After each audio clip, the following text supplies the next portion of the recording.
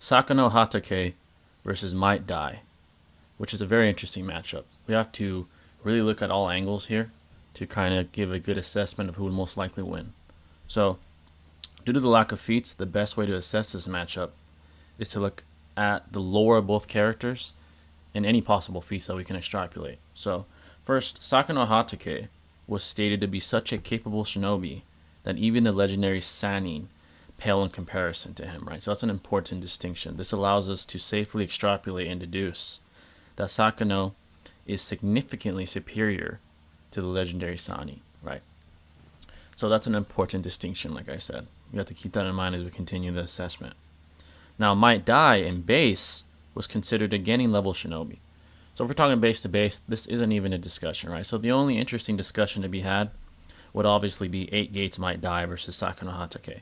That's the only interesting and fruitful discussion because base to base, it's not even debatable.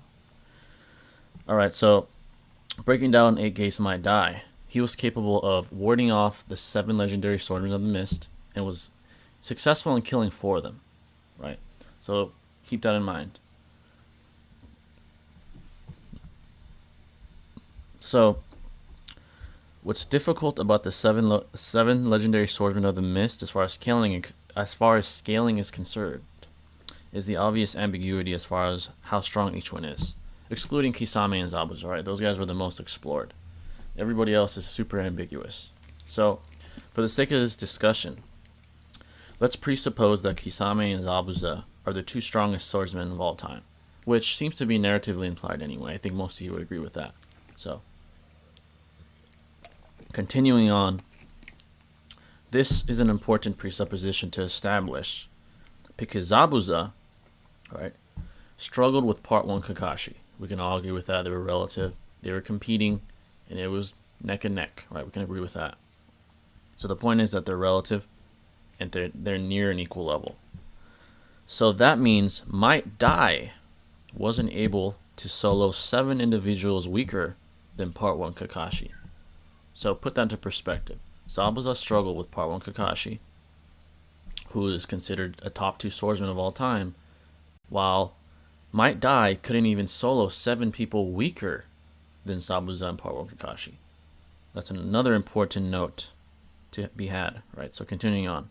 Kisame scales to Killer B, right? So we can all agree Kisame is above Zabuza, right? He's probably the strongest swordsman ever. He has the most impressive feats, empirically speaking. He scales to Killer B. Obviously, he was able to dominate him. So he scales to Killer B, who scales to the 4th Raikage. People always agree with the notion that they're relative, right? Give or take. Some people think Killer B is stronger. Some people think the Raikage is stronger. The point is that they're relative. I think the majority of us can agree with that. And the 4th Raikage can be scaled around Sannin level as evident by the similar success him and Tsunade had against Edo Madara. So they had similar feats, similar success rates to Edo Madara. They were both fodder in comparison to him at a relative level. So that's the point here. So hence, to put all these pieces together, right? So the reason I noted all these things is 8 gates Might Dai is greatly inferior to Sannin level, who pale in comparison to Sakumo Hatake. So in conclusion, it's only rational to deduce that Sakumo Hatake would most likely win this matchup with the empirical evidence that is presented to us, the lore that's been established around Sakumo Hatake's character, and all the pieces point to Sakumo Hatake most likely winning. Alright, so that would be my assessment of that matchup. Now, some people, and I spoke about this on my last live stream, they misconstrue what 8 gates exactly is, right? They all think that when we think of 8 gates, we think of Might Dai. And the problem with that is that that's a false dichotomy.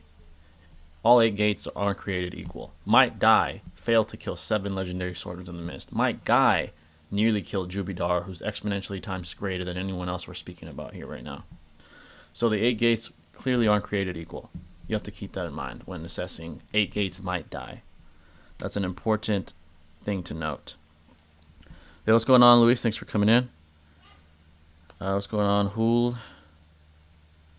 Thanks for coming in, folks. Make sure to hit the like button and the sub button if you're new.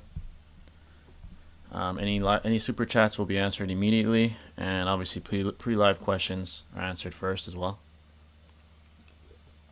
Alright, so continuing on. Like I said, might die, more than likely loses to Sakumo badly. It wouldn't even be competitive, even in 8 gates. So